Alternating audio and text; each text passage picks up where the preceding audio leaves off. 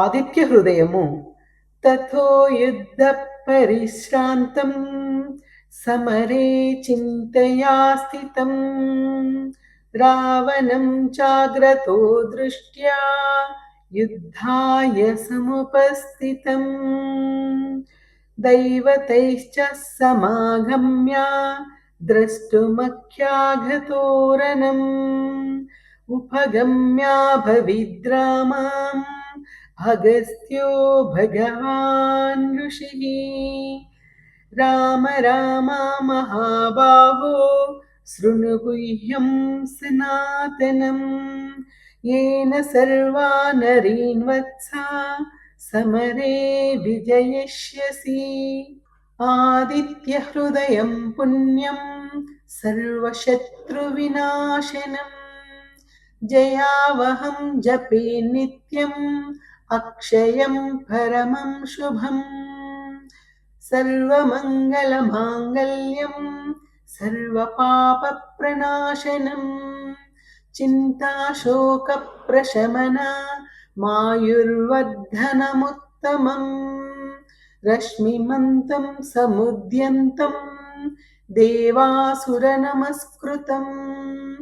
पूजयस्वाविवस्वन्तं भास्करं भुवनेश्वरम् सर्वदेवात्मको ह्येषा तेजस्वी रश्मिभावनः एष देवासुरगणान् लोकान् पाति घभस्तिभिः एष ब्रह्मा च विष्णुश्च शिवस्कन्धः प्रजापतिः महेन्द्रो दनदः कालो यमः सोमो ह्यपाम्पति पितरो वसवः साध्या ह्यश्विनौ मरुतो मनुः वायुर्वह्निः प्रजाप्राणा ऋतुकर्ता प्रभाकरः आदित्यः सविता सूर्यः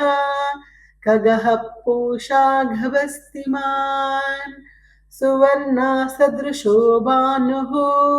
स्वर्णरेता दिवाकरः हरिदश्वः सहस्रार्ची सप्तसप्तिर्मरीचिमान् तिमिरोन्मथनः शम्भु स्वस्तामार्ताण्ड अंशुमान्